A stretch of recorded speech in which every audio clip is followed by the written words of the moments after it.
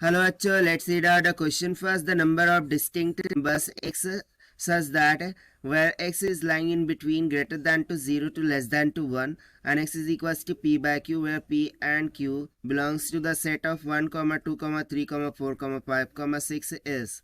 So यहाँ पर देखिए जो दो नंबर्स है p एंड q वो इस सेट को बिलोंग कर रहे हैं यानी कि 1, 2, 3, 4 एंड 5 एंड 6 को, जहाँ पर x का वैल्यू ग्रेटर दैन टू 0 होना चाहिए, लेस दैन टू 1 होना चाहिए, जहाँ पर x क्या है एक रैशनल नंबर को डिफाइन बाय q को।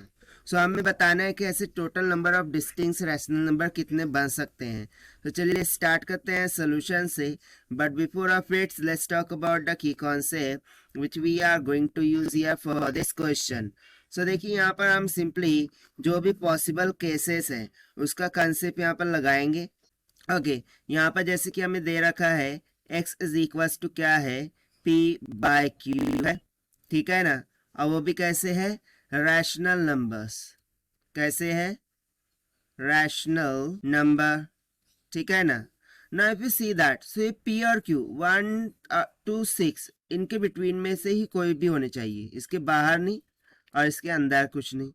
अब उसके लिए हमें रेंज दे रखी है कि x should be less than to 1 but greater than to 0 होना चाहिए। सो यदि मैं यहाँ पर p बाय q सब्स्टिट्यूट करूँ सो मुझे क्या समझ में आ रहा है कि p should be less than to q, यानी कि p का वैल्यू हमेशा q से क्या होना चाहिए लेस दैन होना चाहिए। इतना तो यहाँ पर क्लियर हो गया। सो देखिए हम केसेस को डिस्कस करते हैं। सो लेट सपोज, ठीक है, लेट सपोज कि मैं कंसिडर करूँ कि p इज इक्वल्स टू 1 है, ठीक है, 1 to 6 में से p इज इक्वल्स टू 1 है।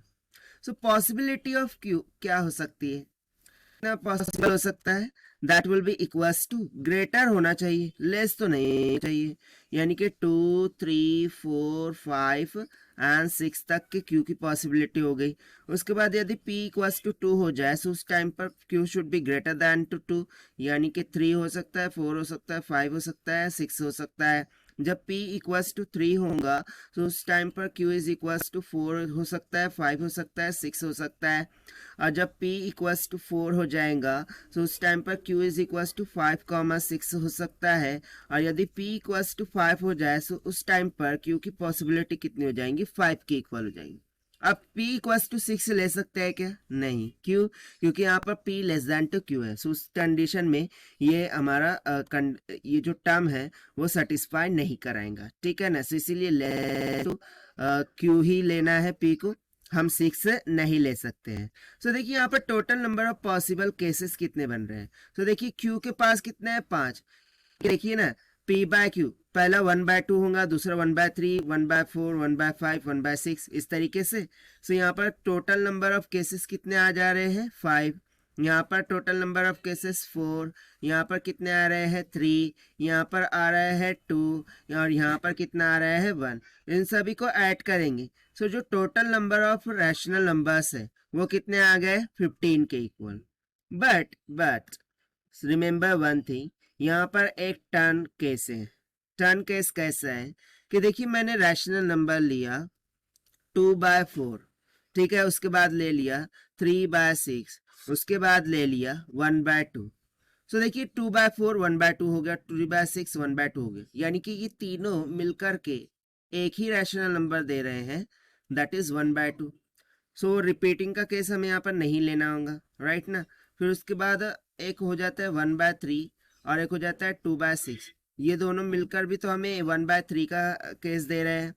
फिर उसके बाद एक 2/3 होता है और एक हो जाता है 4/6, ये दोनों मिलकर के हमें क्या दे रहे हैं, ऑब्वियस सी बात है 2/3 दे रहे हैं, ठीक है।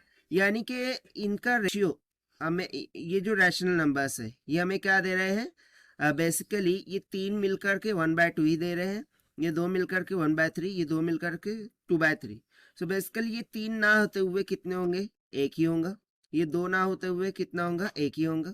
ये दो ना होते हुए एक ही होगा, ठीक है। इतना क्लियर हो रहा है। सो देखिए यहाँ से हमें क्या लिखना होगा, दैट इज मोस्ट इम्पोर्टेंट, कि जो भी total number of rational numbers है उसमें से हमें 1, 2, 3, 4, 5, 6, 7 इसे सब्ट्रैक्ट करना होगा। और ये तीनों तीनों मिलकर के क्या क्या दे रहे हैं 1, 1, 1, सो ये +3 को ऐड करना होगा। तो जब जाकर हमें टोटल रैशनल नंबर्स यहाँ से मिल जाएंगे, ठीक है ना। तो यहाँ से मैं बोलूँगा कि total rational number, total rational number, so that will be equals to, कितना आया था 15, उसमें से ये जो 7 केसेस है वो मैं सब्सट्रैक्ट करूँगा, और ये 3 मिलकर के कितना दे रहे हैं 1, ये 2 मिलकर के 1, ये 2 मिलकर के 1 दे रहे हैं। सो उनको यहाँ पर एडअप करना होगा। सो जब आप सब्सट्रैक्ट एंड सॉल्व करते हैं, so total number of rational numbers यहाँ से कितने निकल के आ जाएंगे 11 के इक्वल। और ये होगा हमारा final answer for this question, जिसको हमने सॉल्व किया by using the rational number concept. Now let us take the option. So option D will become correct. So this is the required solution. I hope you understood well. Best of luck. Thank you.